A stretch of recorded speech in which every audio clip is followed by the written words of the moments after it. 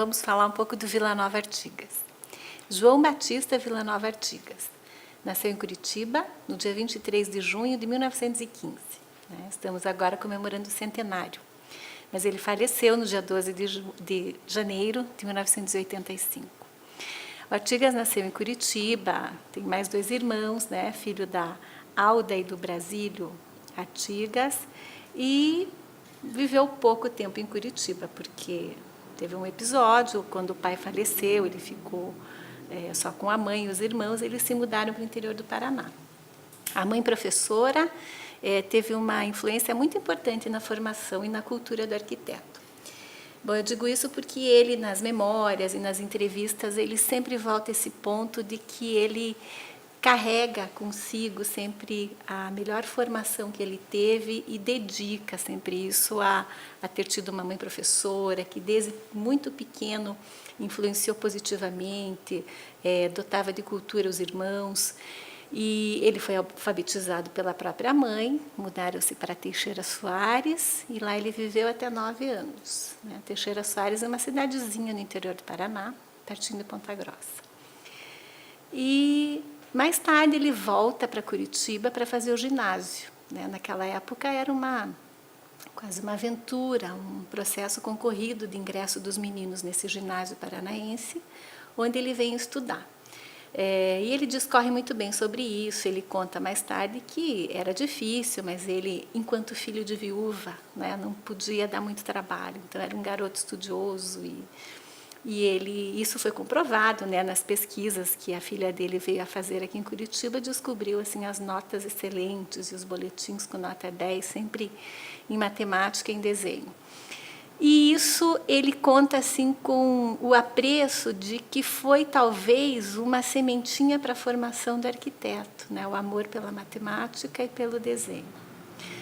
E ele, então, termina esse ginásio, ingressa aqui na Universidade Federal no primeiro ano de engenharia, mas logo vai para São Paulo, pois ele queria ser arquiteto, E nós ainda não tínhamos no Paraná nenhuma escola de arquitetura. É por isso que ele vai estudar em São Paulo. E ele entra na Politécnica, na escola da Universidade de São Paulo, que era assim que se formava em arquitetura naquela época. Fazia uma faculdade de engenharia e, no finalzinho, tinha um pouco de desenho e eles ganhavam o título de engenheiro arquiteto. E o Artigas percebe, nesse percurso, que ele precisava se instrumentar ou ter mais contato com os artistas. E complementa. Então, ele vai ser um autodidata, uma pessoa super estudiosa que busca essa instrução com os artistas do modernismo, certamente, isso era a década de 30, perto dos 40, e ele, a partir da sua ida para São Paulo, onde ele vai fazer a faculdade, vai estudar com um grupo de artistas num lugar que chamava a família Santa Helena, são os artistas operários, que eram assim titulados, tinham seus ateliês, e ele também carrega isso como mais uma bagagem, qual é a formação do arquiteto, naquela época, como é que se fazia arquitetura. Então, ele se forma e sai trabalhar, como qualquer jovem profissional, sai fazendo as obras, construindo casas, vira um construtor, mas sempre teve esses laços com a cidade natal. A família dele ficou aqui, os 2 irmãos e a mãe. E ele sempre volta a Curitiba, ele, mais tarde, na década de 50 em diante, ele começa a produzir algumas obras importantes na capital e, futuramente, ele vai produzir alguns projetos importantes no interior do Paraná, principalmente em Londrina. Em Curitiba, essas obras são quase sempre ligadas a esse relacionamento familiar, sempre uma indicação de amigo. A gente percebeu mais tarde que, por uma grande coincidência, a maioria das casas são casas de médico. O irmão médico, o Giocondo Artigas, influenciou e indicava o irmão para alguns colegas, então ele tem a Casa Bétega, a Casa Coralo Bernardes, o próprio Hospital São Lucas, que são obras importantes que ele realizou em Curitiba. Você poderia falar um pouco mais sobre a residência Coralo Bernardes, que eu não tenho conhecimento e acredito que ela já não esteja mais de pé aqui em Curitiba. Essa casa ficava no Alto da 15, na Rua Baldino do Amaral, e ela foi demolida recentemente até, não tem muito tempo. Ela fez parte de um grupo de casas até do Artigas da década de 50, que tinham mais ou menos a mesma tipologia. Então né? se aproxima mais da tipologia da Bétega, por exemplo. Por exemplo, da Casa Bétega, que é dessa época. E então ela foi demolida, hoje restam. E também era uma casa de médico, né? A gente viu que essas relações da família e do irmão do Artigas, que era médico, acabou influenciando por uma leva de residências de médicos, como a Casa Bétega, a Casa Coralo Bernardes, a própria Casa Niclevix, apesar de ser um parente do Artigas, é uma casa de médico. O Hospital São Lucas. Então, a gente tem um pouco dessa influência. E, claro, as primeiras casas que ele realiza são para os irmãos, também demolidas as 3 casas da Rua Fontana. Tem um número exato de obras dele construídas em Curitiba que já foram demolidas? Tem. Existe uma relação de obras. No Paraná, o Artigas, entre desenhos e obras construídas, são 37. Né? Todas, então eu não imaginava, nós não sabíamos que tínhamos obra em Paranaguá, né? Em cidades menores assim.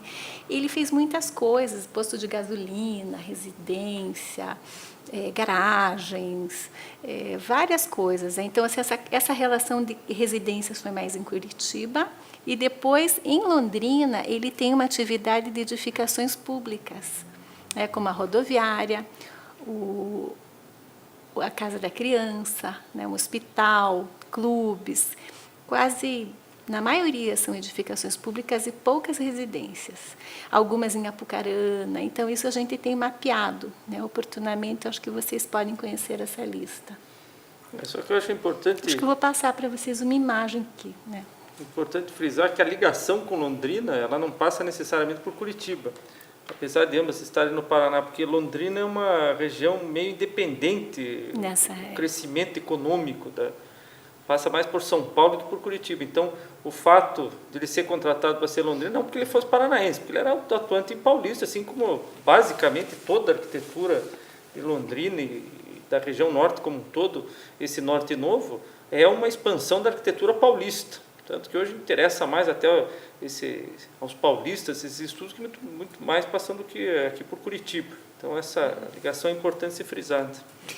Sim, acho que além do que também ele tinha um sócio, né, no início da carreira, e mais tarde o Cascaldi, né, que trabalha com Vila Nova Artigas, que tinha um parentesco com o prefeito de Londrina. Então, acho que isso cria uma ligação forte de que ele conduza os projetos em Londrina e fez uma grande quantidade desses 37 projetos, muito mais em Londrina do que no resto do Paraná. E ao mesmo tempo é interessante notar que a família cita em vários momentos a questão política de Curitiba, né? Apesar de ele ser curitibano, ter laços afetivos com a cidade, mas ele tinha também uma relutância muito grande em relação às opções políticas de Curitiba. Curitiba, por exemplo, uma das eleições presidenciais, havia um candidato claramente fascista, que era o Plínio Salgado. Curitiba foi a única capital do Brasil que deu mais votos ao Plínio Salgado que qualquer outro candidato. Aquilo causava uma indignação para Artigas, era uma coisa ofensiva. Então, há essa ligação, mas mais uma ligação afetiva do que muitas vezes intelectual ou um clima com a cidade. Tem um jogo de aceitação e relutância em relação a isso. Eu queria saber um pouco sobre a história da rodoviária de Londrina, porque eu sou londrinense e sempre ouvi falar muito do Artigas, em Londrina especificamente sobre a rodoviária. Aí eu queria saber sobre o que eu ouvi falar que teve uma história. Então, o projeto da rodoviária de Londrina, eu acho que é um dos que o Artigas mais cita. Ele tinha assim um afeto quase por esse projeto. A gente não vê nos textos e nas falas ele falar tanto. E tem até uma anedota onde ele projeta aquelas abóbodas em concreto, calculadas pelo engenheiro Vasconcelos, né, o famoso Vasconcelos, e isso é um desafio à gravidade na época, né? Um projeto que vem de uma inspiração, acho que quase da Pampulha, né? Porque a rodoviária de 1950 e a Igreja da Pampulha, 1943. E o Vasconcelos, receoso, gostaria de pôr mais um apoio, e o Artigas tira uma foto e escreve um bilhetinho dizendo: avisa o Vasconcelos que não caiu. Então, tem essa imagem icônica aqui que explica isso. Até porque naquele momento o Brasil ainda não tinha tecnologia de concreto que desenvolveria logo a seguir. Então há uma expansão, há uma discussão nos anos 40 sobre como usar o concreto. Então eles estavam fazendo experiência ali no limite. Se fosse 10 anos depois, aquilo seria algo trivial, mas naquele momento é algo complexo. Então por isso a cartinha não caiu, que bom, né? Está lá até hoje. Aviso Vasconcelos, é o nome da carta. O nome do postal. A partir da primeira metade da década de 40, o Artigas se aproxima da militância política por meio do Partido Comunista Brasileiro. Aliás, vários dos arquitetos brasileiros militaram no PCB. E aí entra uma história, ele passa a fazer parte de uma tradição esquerdista da arquitetura moderna, que começa já na Inglaterra do século XIX, na qual existe uma substituição do plano básico de atuação do arquiteto. Tradicionalmente, o arquiteto trabalha com formas e estética. E, a partir de então, a militância arquitetônica impõe uma postura ético-política. Não basta apenas produzir bem alguma coisa, mas é necessário que essa produção se expanda por toda a coletividade. Quer dizer, então, isso começa na Inglaterra, isso passa pela Alemanha da década de 20 e chega no Brasil com essa militância de pessoas como Artigas, Niemeyer, o Lelé, vai fazer parte do PCB. E é muito interessante observar que essa postura, muitas vezes, ela leva uma ideia um tanto acomodada, no sentido assim, nós somos uma vanguarda política, porém a nossa arquitetura deverá ser mais populista e, portanto, menos vanguardista. Uma vanguarda política versus uma retaguarda artística. E no caso do Artigas, interessa muito para todos nós que somos arquitetos o fato que ele tinha uma ideia clara. É necessário que nós sejamos vanguarda política e também vanguarda arquitetônica, uma vanguarda construtiva. Então é necessário que nós estejamos na frente do domínio dos materiais de construção. É necessário que essa busca política não redunde numa arquitetura reacionária, e sim numa arquitetura arrojada, espaços arrojados. Quer dizer, o que é arquitetura moderna? Arquitetura é espaço, arquitetura é construção. Então eu sou vanguardista político e ao mesmo tempo eu sou um vanguardista do espaço, sou um vanguardista da construção. Tudo isso se unindo num projeto estético revolucionário, quer dizer, política.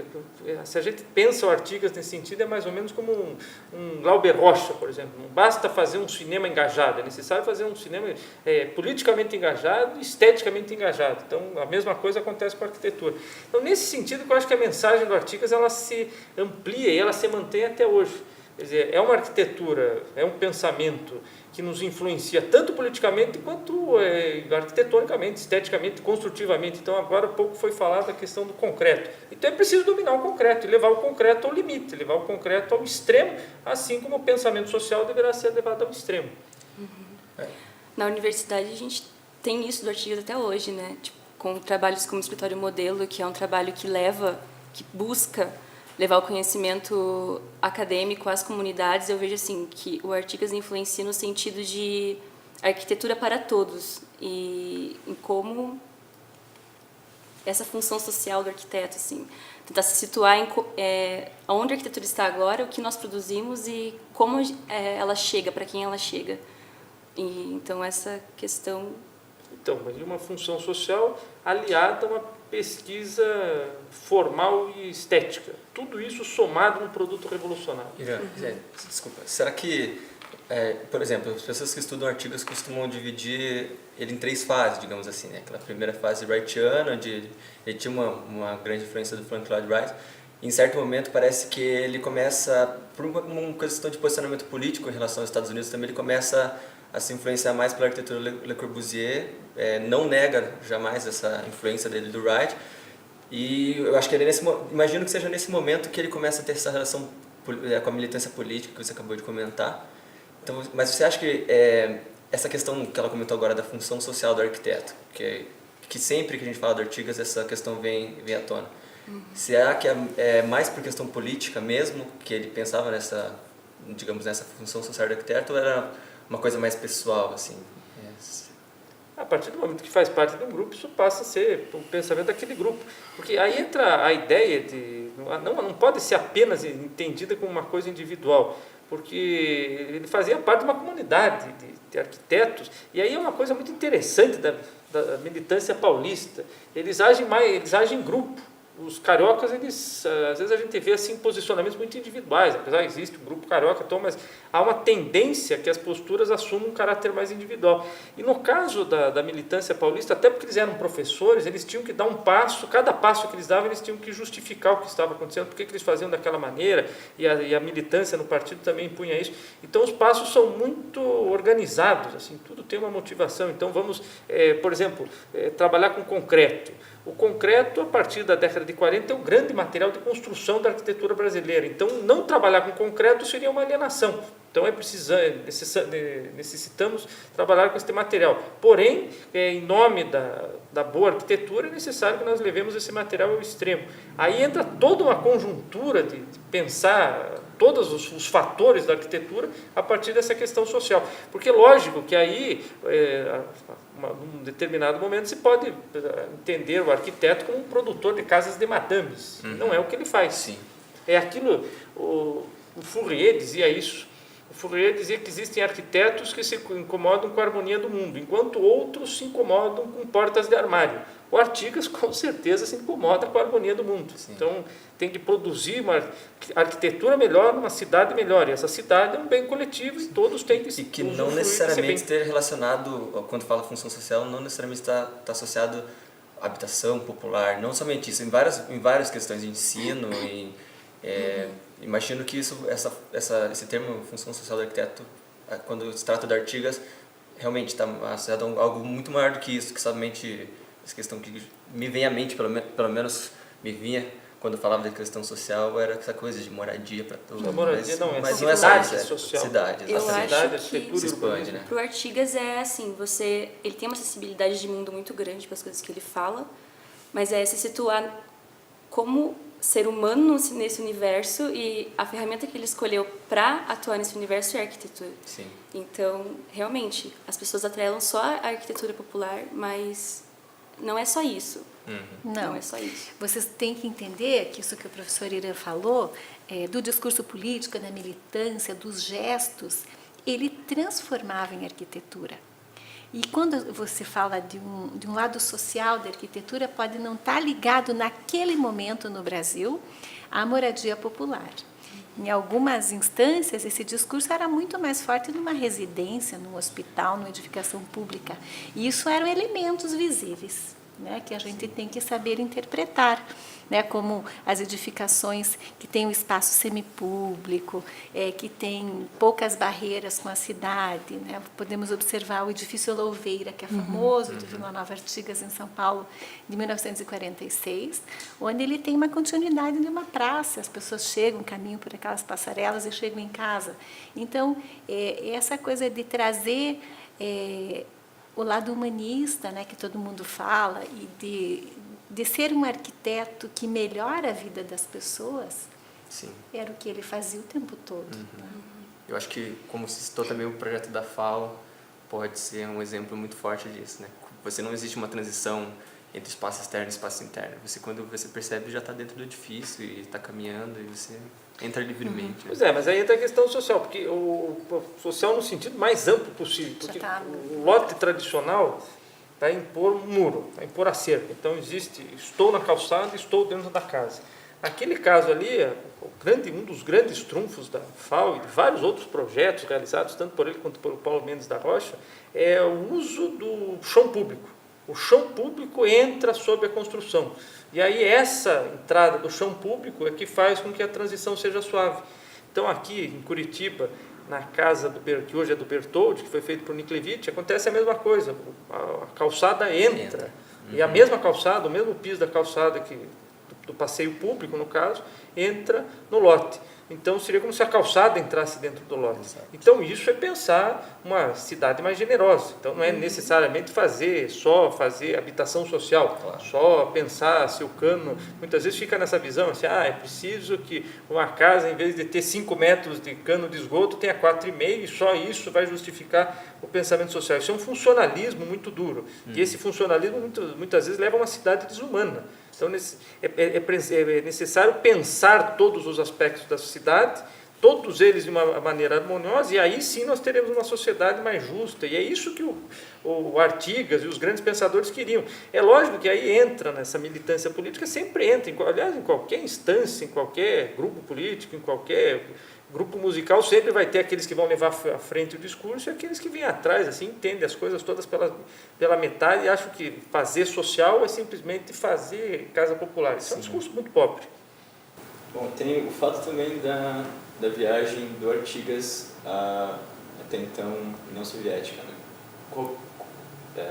Essa relação dele com a chegada lá, tem um relato de como ele se impressionou com a arquitetura soviética? Se impressionou negativamente. É aí que entra a questão de ter uma suposta vanguarda política e, ao mesmo tempo, ser um gosto estético reacionário. Foi o que aconteceu com a arquitetura soviética, o chamado realismo socialista, que era uma ideia do Stalin. Não existe uma teoria do realismo socialista. Na verdade, o realismo socialista é uma teorização, uma suposta teorização do gosto pessoal do Stalin. E aí ele acreditava que a massa de trabalhadores não estava preparada para uma arquitetura formalmente arrojada, aliás, para todas as artes formalmente arrojadas. Então era necessário dar passos para trás, para que talvez, num futuro distante, isso pudesse ser compreendido. E aí, em todas as artes houve um retrocesso. A música soviética é romântica, parece coisa do século XIX. Em alguns casos, a arquitetura voltou para o século XVI, uma arquitetura neopaladiana, só que aí palácios para trabalhadores neopaladianos. E aí quando o Artigas vai, aliás, tanto o Artigas quanto o Niemeyer sofreram esse choque, eles visitam a União Soviética e voltam horrorizados. Muito bem, nós defendemos o programa soviético, mas aquela arquitetura é impossível para nós. Então cria-se uma espécie de um discurso aí meio contraditório, de querer, desejar e referir-se a uma situação política e ao mesmo tempo ter que justificar uma questão esteticamente reacionária e formalmente reacionária. Nessa época também tem a outra viagem aos Estados Unidos também, né? Que eu não sei se foi anterior à viagem à Rússia ou não. Foi posterior. Mas aí acaba caindo nessa contradição, né? Sim. Quer dizer, na visão do partidão, do Partido Comunista, aquela sociedade desprezível porque é capitalista, mas ao mesmo tempo os melhores arquitetos estavam trabalhando, fazendo experiências formais, experiências espaciais, construtivas, muito mais arrojadas. Então aí a contradição é dupla. De um lado tem que defender uma política de quem produz uma má arquitetura e, do outro lado, atacar quem produz uma boa arquitetura. Eu acho até que essas contradições do Artigas, elas aparecem em certos momentos, é necessário que frisemos, por exemplo, quando ele, nos textos do começo da década de 50, quando ele ataca o Le Corbusier. Ele faz um ataque frontal ao Corbusier, critica como sendo quase que um serviçal do capitalismo, mas, ao mesmo tempo, ele tem dificuldade de libertar-se formalmente daquela arquitetura. Então, até no final da vida mesmo, ele reconhece isso e admite que toda a arquitetura moderna brasileira passa pela influência corbusiana. Mas ele admite também que, para fazer uma arquitetura como ele idealizava, ele deveria haver uma revolução política. É muito forte, então. Não era acessível porque o capital fica... Mas essas questões, assim, dessas influências também a gente tem que considerar as nossas circunstâncias históricas brasileiras, que eram muito diferentes do que estava acontecendo na Europa. Então, eu acho que quando chega todo aquele idealismo, tudo que aconteceu na reconstrução da Europa, das moradias populares, e quando isso chega no Brasil, não chega desse jeito, não é? Nós temos outra realidade, nós estamos numa outra condição até econômica. Então, aqui a arquitetura vai ser diferente e todos esses conceitos e toda essa militância vai tomar rumos diferentes. Não tem outra saída. Mas é bastante interessante que ele teve esse contato com os dois lados extremos, né? Políticos até então. Sobre as obras do Artigas, a gente pode dizer que tem uma lista de aproximadamente 700 obras, né? Entre projetos não construídas e algumas já demolidas. E que é maior, né, a parte mais expressiva está na cidade de São Paulo, onde tem uma grande coleção de residências, né, que vão dos anos 40 até o final da vida, outra coleção bacana, muito importante de escolas, ginásios, né? Ele foi um grande construtor de escolas e que vai coroar, né, depois na própria Escola de Arquitetura, e outras edificações habitacionais e uma muito importante que é a Habitação Popular, os SECAPs, né, que ele conduz junto com Fábio Penteado e Paulo Mendes da Rocha. Então, eu acho que a gente não pode esquecer de falar sobre a FAO, que eu acho muito importante o jeito que ele concebeu o projeto de ter feito um projeto com um conceito tão forte, que a forma segue o conceito. Você poderia falar um pouco sobre isso? Sobre essa forma tão pura que ele fez? Sim, ele mesmo fala que a FAO acrisola, né, todos os conceitos que ele imaginava um dia poder colocar. Então, ela vai representar uma fase madura do arquiteto, né? Em todos os sentidos, né? Até falando da tecnologia possível até então. A FAO já está em 1961, né? O concreto armado já era bem desenvolvido no Brasil, e ele vai produzir a escola que ele achava ideal para os arquitetos, né? E ali tem conceitos políticos e ideológicos e do próprio ensino do arquiteto, né? Então, ele propõe uma edificação instalada no campus da Universidade de São Paulo e que tem uma implantação muito inteligente, né? Sem portas, né? Que é a maior característica, e que propõe uma convivência entre todos os níveis de pessoas e circulações absolutamente dominantes em relação ao espaço, né? Todo mundo se vê, os ateliês se comunicam. É uma obra-prima. Posso só um comentário sobre uma visita que eu fiz em 2011 à FAO. Eu conheci alguns alunos. É interessante como eles diziam que eles tinham alguma autonomia, digamos, política, entre aspas, dentro da escola, porque eles tinham voz, eles brigavam para manter essa voz. E é interessante que eles falavam que a influência disso veio do ensino de Artigas desde sempre, e o fato deles estarem sempre, essa coisa de não ter portas, não ter barreiras, eles poderiam circular livremente, e eles quase que, como que eu posso dizer, quase que tinham um poder sobre a escola, eles tinham força, eles não eram meros personagens ali dentro, eles estavam realmente... Eles se apropriam da escola pelo próprio espaço que ele criou. E tem uma curiosidade, né?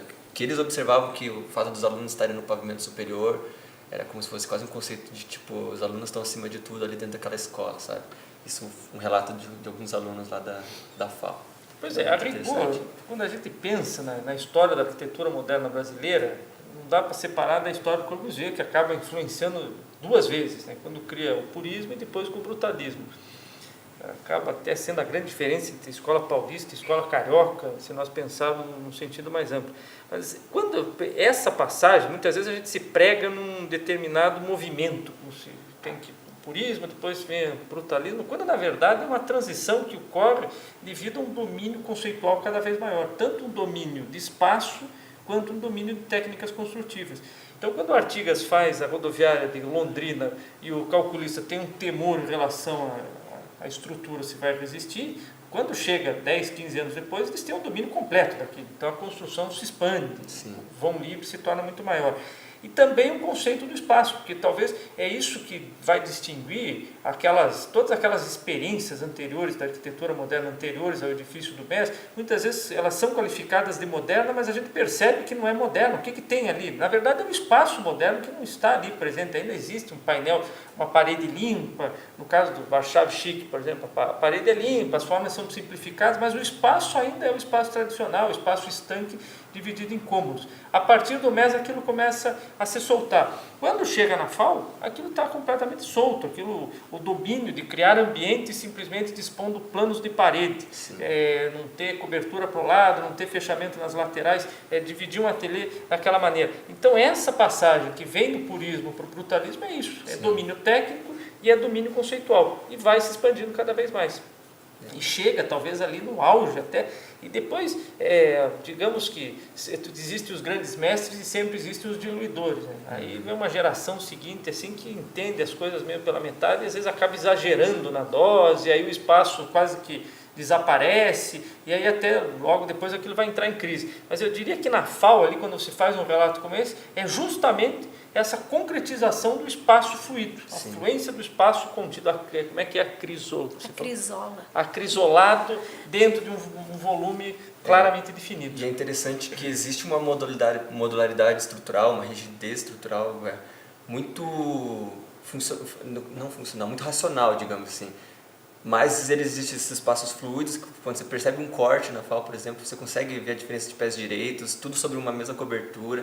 Então, isso é uma coisa que é muito interessante. Uma racionalidade estrutural, você consegue espaços tão fluidos. Isso é muito difícil de ver em projetos. Pois é uma riqueza espacial sem ser uma riqueza, sem ser um expressionismo. No caso, que é o expressionismo, você pode definir como uma coisa pessoal e muitas vezes injustificada tecnicamente. Ali não, levar a técnica ao extremo. E aí que vem aquela ideia inicial, então, de ser uma vanguarda tanto política, na postura do Artigas, quanto uma vanguarda que leve o discurso arquitetônico e as possibilidades arquitetônicas ao seu limite máximo. Sim. Mas é interessante, você falou a coisa de uma cobertura única, né, que ele chega na FAO e chega em muitas outras obras, mas que ele começa com isso. Então ele tem assim esse poder de conseguir colocar todas as funções sob o mesmo teto. Isso é uma direção socialista, de alguma maneira, tá certo? Ele não está partilhando espaços, desvalorizando, não existe uma hierarquia, né? Existe uma cobertura, um teto só, mas que nem por isso, né, vão estar ali transformados em uma coisa sem graça, vão ter movimentos, cores, luzes, desejo da pessoa chegar lá no outro lugar, ver o aluno lá em cima, ficar curioso, não é? Mas é interessante que, apesar de ser um dos últimos projetos do Artigas, não sei se seria o último. Não é o último, ele é da década de 60, né? O Artigas vai morrer em 1985. Depois da FAO ainda tem a rodoviária de Jaú. Então, poderia falar um pouco sobre a rodoviária de Jaú? A rodoviária de Jaú. Aí vem a questão de juntar técnica e expressividade. Porque quando a gente pensa a história da arquitetura, eu digo aí uma história de longa duração, desde os egípcios faziam pilares, colunas com forma de flores, forma de lótus, forma de papiro. Na tradição clássica greco-romana existe a coluna coríntia, que é um vaso de flor. Se a gente pensa a rodoviária de Jaú, ela é como se fosse uma flor. O pilar se abre, o pilar se divide em 4 e aqueles 4 ramos se abrem e se transformam numa laje.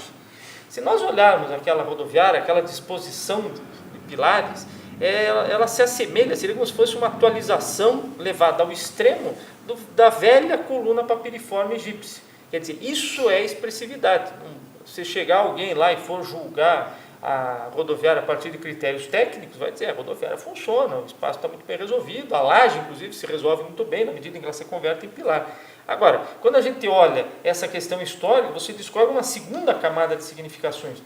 Essa segunda camada é que só alguém que domine conceitos históricos, arquitetônicos e, ao mesmo tempo, a técnica construtiva vai poder realizar. Então, não é separar uma coisa da outra, é chegar numa síntese.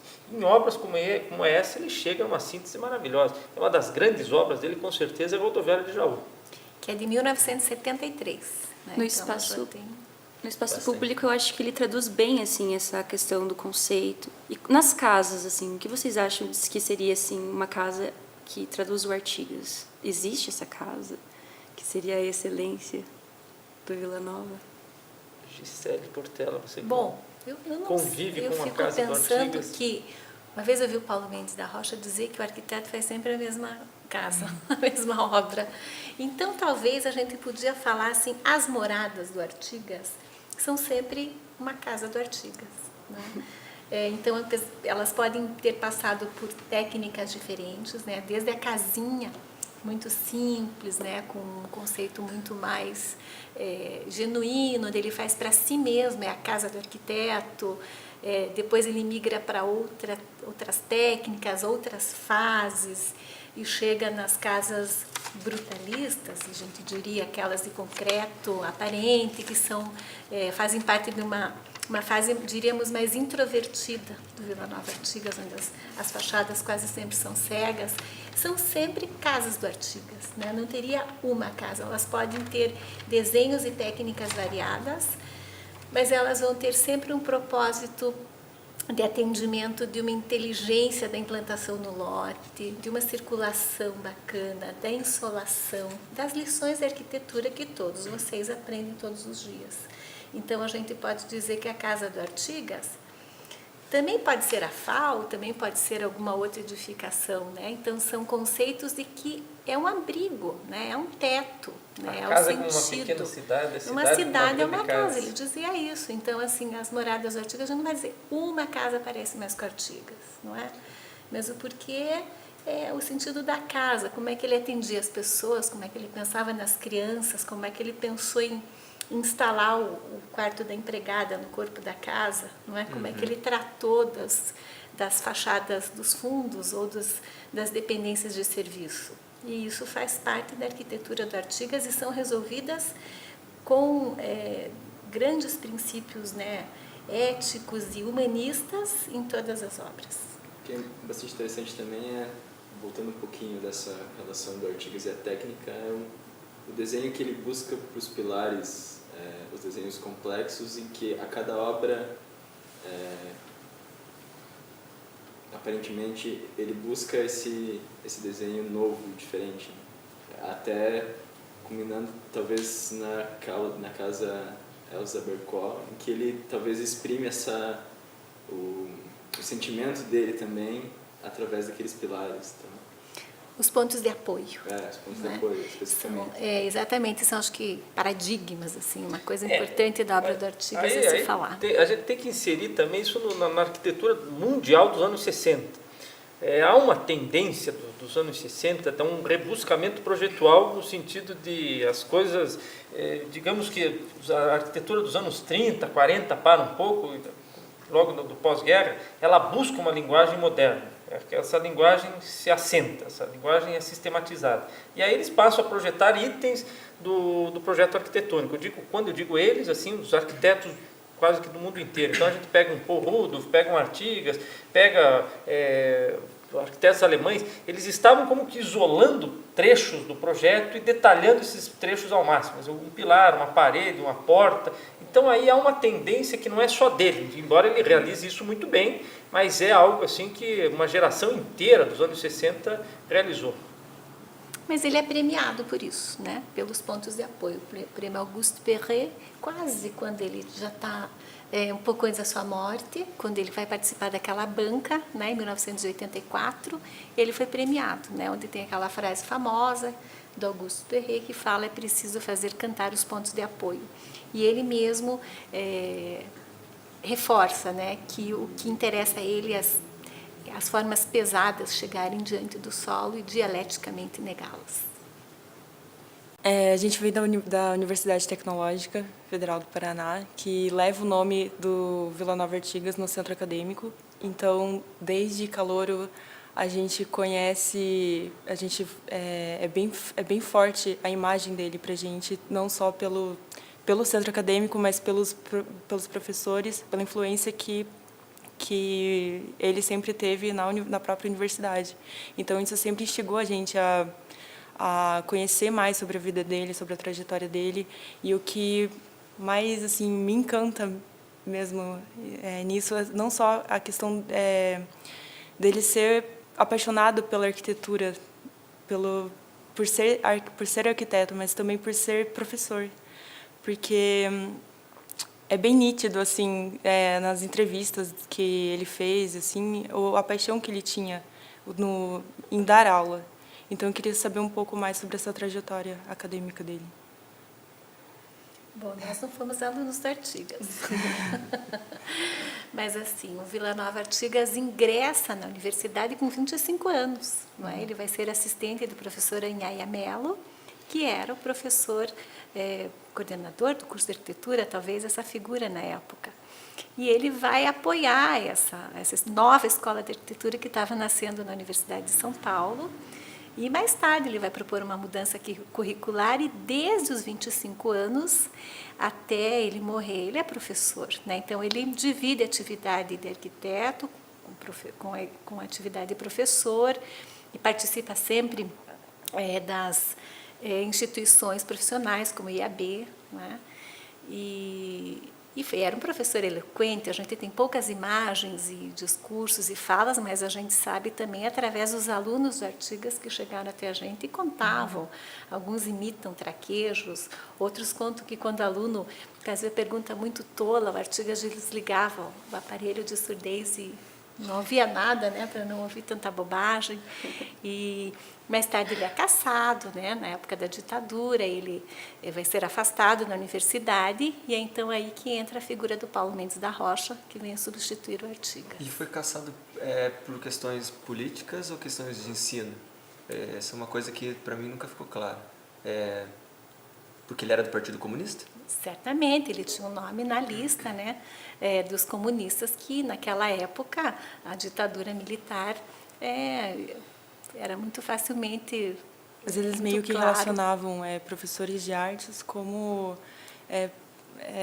Sim, mas ele era militante, declaradamente comunista, Sim. então foi muito fácil de encontrá-lo e ele foi cassado junto com muitos outros professores. Né? E aí vem aquela questão, né? Pensar a arquitetura no sentido social, uma arquitetura como um bem público, e não como um bem pertencente a um grupo de milionários, ou industriais, ou seja o que for, obriga a pensar o país, obriga a pensar as relações políticas do país. Então aí é uma interação entre projeto arquitetônico e projeto político. E aí o Artigas sempre teve uma postura muito clara em relação a isso, entra direto na lista dos professores evidentes, cuja militância é evidente, que portanto vai ser das primeiras levas dos cassados. E aí então quando é realizada essa lista de professores, ele entra já nos primeiros pacotes. A gente sempre tem que pensar que existiram fases e fases da repressão. Lá no final era assim, digamos, uma raspa de tacho da subversão, mas há aqueles momentos assim que são os mais óbvios, assim. Então esse aqui, e a gente fica até imaginando quem foram os professores da USP que elaboraram essas listas todas. Então esse aqui vai na lista das pessoas óbvias, justamente por isso. Eu sempre fico também pensando nessa questão do ensino. Eu sempre me questionei como eu conheci o Vila Nova Artigas, como eu fiquei sabendo dele, por que ele influenciou no meu ensino. Pelo menos assim, na Universidade Federal do Paraná a gente tem uma influência muito forte da arquitetura paulista, que eu não sei se eu poderia chamar de arquitetura paulista, porque existem contradições em relação a isso. Mas enfim, a arquitetura que é feita em São Paulo hoje, digamos assim, é muito influenciada pelo Artigas. E de certa forma eles são referências para nós. Quando a gente pesquisa sobre um projeto, pesquisa sobre referência de projeto, a gente está pesquisando sobre a arquitetura de São Paulo, que é influenciada diretamente pelo Artigas. Então, pelo menos na Federal isso é muito forte para a gente. Assim, os arquitetos que eu poderia citar como o próprio Paulo Mendes da Rocha, alguns outros escritórios como MMBB, SPBR, que também parece que existe uma relação muito forte com a arquitetura moderna de São Paulo. Então, mas aí é necessário fazer uma distinção. A arquitetura curitibana, ela é ligada a São Paulo, porém sem a ideologia de São Paulo. Porque aí não é difícil separar uma coisa da outra, porque você tem uma questão, por exemplo, pensar o concreto armado, pensar politicamente o concreto armado. Faz-se a obra de concreto porque isso é necessário para o desenvolvimento do país. Imagine um sentido político para uma fachada cega, por exemplo. A fachada não pode ser bonitinha porque não estamos falando de um gosto pequeno burguês que vai achar o kit pequeno burguês. É necessário apresentar algo revolucionário. Quer dizer, então, política e arquitetura se fecham.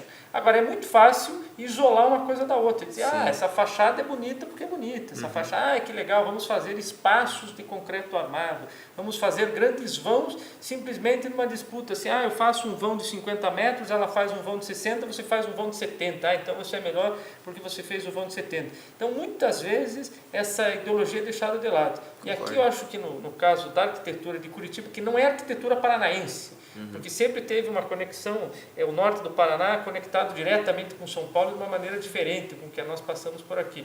Muitas vezes a arquitetura que vem para Curitiba é paulista no sentido formal, mas não no sentido político. Eu concordo, até acredito que os arquitetos que fizeram a arquitetura moderna aqui na década de 60, década de 70, realmente parece que não foi feito, digamos, uma escola. Não assim como o Artigas fez uma escola. Ele deixou um legado, digamos assim, que talvez seja isso que atinja a gente. Agora, eu dificilmente consigo ver, além dessa questão formal que você comentou, isso aqui nos arquitetos que formaram a arquitetura no Paraná. Aí porque eu não sei a situação hoje, não me refiro à situação de hoje, mas Sim, historicamente. também não estou... Eu e a Gisele éramos da mesma turma de arquitetura, nós tínhamos aula com professores que diziam assim, a questão social é um assunto muito chato, não precisa ficar discutindo isso, arquiteto tem que saber fazer pilar e viga, e laje. Então é uma coisa assim que se restringe o discurso à mera técnica. E a técnica, quando se restringe a mera técnica, a qualquer utopia que possa haver no projeto é deixado de lado. E aí pode servir para qualquer um. Por isso que é tão importante retomar os conhecimentos, né? Nesse centenário. Eu acho que vocês, dessa geração, estão vivendo um momento também diferente do que outros anteriores. Houve um declínio dessa influência do Vila Nova Artigas, ou seja, de qualquer modernista da Escola Paulista de Arquitetura, carioca, não sei o quê. Arquitetura moderna, enfim, a gente teve um grande bloqueio com a arquitetura dos anos 80, 90, onde isso é afastado e a gente perde o rumo, me dá uma impressão. E me dá a impressão que quando Paulo Mendes da Rocha insiste, não é? E vence uma guerra, uma briga assim de que aquilo era uma verdade, e esses arquitetos jovens paulistas que ganham os concursos e que vêm estarem muito publicados e todos os garotos os conhecem, acabam tomando por uma influência indireta da arquitetura paulista, né? Então acho que o cenário é mais esse assim, existe uma volta assim dessa valorização que 10 anos atrás não tínhamos, não é? Então vocês vivem esse olhar para o modernismo e valorizam mais esses arquitetos da base do Vila Nova Artigas do que outras gerações. Você não acha? Então, sou testemunha disso. O Artigas, quando era citado na escola, era por questões de grandes superfícies de concreto, espaço aberto, nada além disso. Então não existia o Artigas político, o Artigas militante, pensador da arquitetura brasileira, nada. Era que fez um vão grande, por exemplo. Sim. Questões isoladas e com um forte apelo técnico. Aliás, sempre caracterizou muito a arquitetura aqui de Curitiba. Então, quando o discurso, a gente vê estudantes preocupados com Artigas, entendendo na essência política e formal, é um alívio, né? E aí, ter aqui, por exemplo, agora o CAU aqui nesse evento, uma sala dedicada ao Artigas, uma eventual exposição a respeito do Artigas no museu aqui do Paraná, quer dizer, tudo isso é como se fosse uma libertação histórica, como se fosse um acerto com o passado de alguém que durante muito tempo foi deixado de lado. E o grande nome disso é o Paulo Mendes da Rocha, justamente quando se fala dessa insistência. Sim. Alguém que fica 15 anos tomando pancada, esquecido, porque aquela arquitetura está ultrapassada, agora existe um outro modismo, e aquele outro modismo que seria o futuro, o tempo passa e percebe que é um monte de bobagem, chicletes construídos, baby doll, ursinho de pelúcia, algo assim que a história vai se encarregando de esquecer. Eu acho que nunca a arquitetura brasileira produziu tanta bobagem quanto na década de 80. E aí, quando percebe, se olha para trás e vê-se, poxa, aqueles caras lá que a gente estava desprezando, na verdade eram muito bons, muito melhores do que aqueles que sucederam. Depois que o Artigas é exilado, ele retorna ao Brasil. Você poderia falar um pouco mais sobre isso? Sim, ele retorna, mas ele não volta a lecionar arquitetura na FAU. Ele volta somente em 1979, né, com a anistia do governo, e ele é colocado como professor assistente de estudos dos problemas brasileiros. Né? É uma disciplina que nós tínhamos, né, ainda quanto estudantes.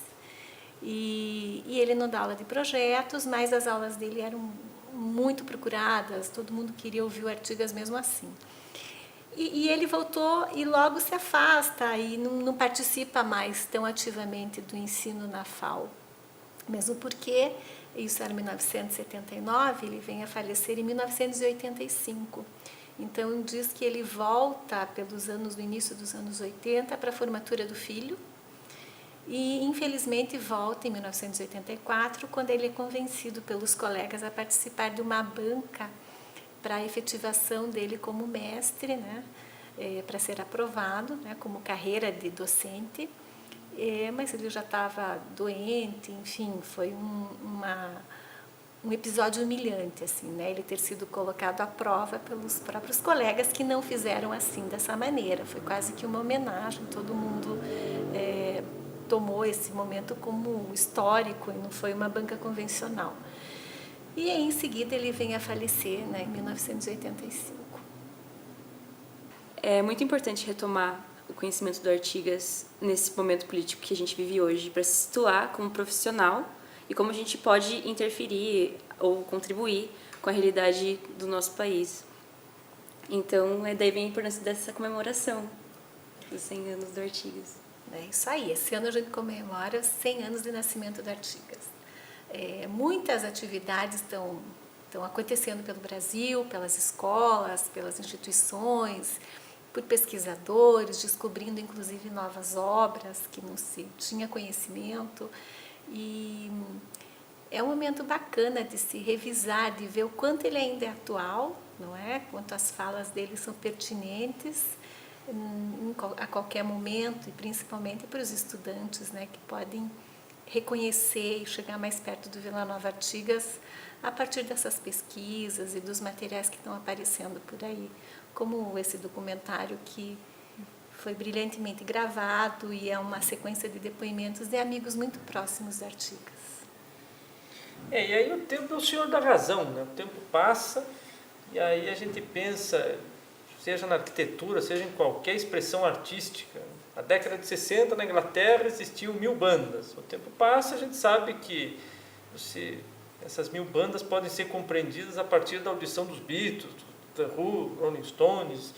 Século XIX, 1000 compositores, aí a música clássica, 1000 compositores, vai sobrar um Beethoven, Bach, Chopin. A mesma coisa acontece com a arquitetura. Existem modismos, existem aquelas coisas que aparecem uma semana, 2, um mês, um ano, 5 anos, mas o tempo passa e elas vão desaparecendo, a coisa vai se assentando, as grandes ideias vão ficando evidentes, e aí a gente tem aqueles grandes nomes, Artigas, Niemeyer, Oswaldo Bratkey, é o que sobra, é o que o futuro vai receber das nossas gerações.